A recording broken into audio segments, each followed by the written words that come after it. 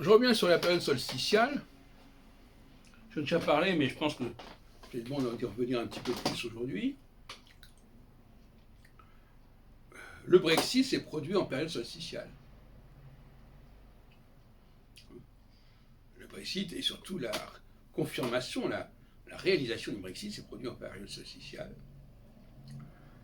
L'Europe elle-même est un petit peu en proie à un certain nombre de problèmes, notamment avec la Hongrie et la Pologne, qui ne sont pas tout à fait sur la même longueur d'onde que le reste de l'Union européenne au niveau des droits de l'homme et du fonctionnement des institutions. Donc là, il y a une volonté d'exception culturelle, comme on dirait, l'exception étant une notion tout à fait solsticiale.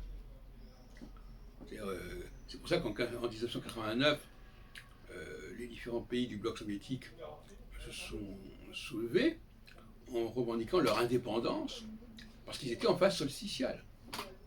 En phase solsticiale, qui est ce qu'on appelle le signe identitaire, on ne supporte plus d'être dans un ensemble trop large, et le solstice a le vertige face à des choses trop larges, alors que l'équinoxe, lui, est ouvert aux fédérations, aux empires, etc.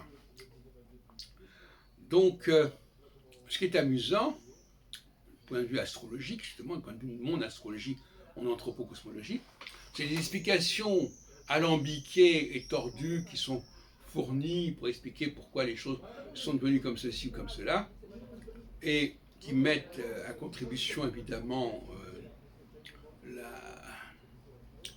la sociologie.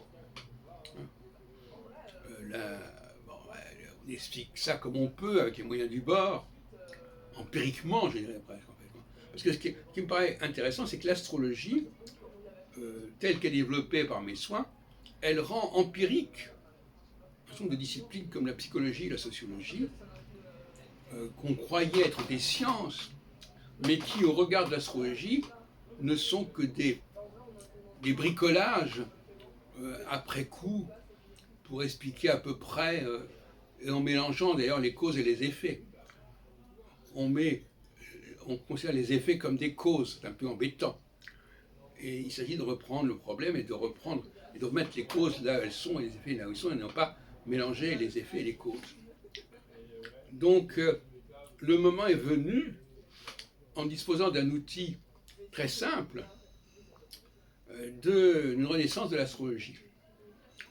Et je vous rappelle que la simplicité a fait aussi le succès de l'astrologie au XVIe siècle. Quand Jean Bodin, dans sa République, consacre des développements importants à l'astrologie comme moyen d'expliquer la mutation, les changements dans le cours des républiques, eh bien, il a le même sentiment que l'astrologie pourrait jouer ce rôle. Alors, à ce moment-là, on avait d'autres outils. On avait le fameux outil jupitero-saturnien qu'avait élaboré Albumazar, et que reprendra quelqu'un comme Pierre Dailly, etc., au XVe siècle, dont traite Denis Labouré dans son bouquin Astrologie, religion, Moyen-Âge, et qui aurait annoncé d'ailleurs 1789 en plus. Et donc, c'est cet outil extrêmement simple, Jupiter-Saturne, qui se rencontre tous les 20 ans, et puis tous les... voilà, au bout d'un certain temps, il y a un changement dans les 4 éléments. Hein, on passe d'une triplicité de feu à une triplicité, etc. Hein, et chaque fois qu'il y a un changement de triplicité, eh bien, on doit s'attendre à des revirements importants, par exemple.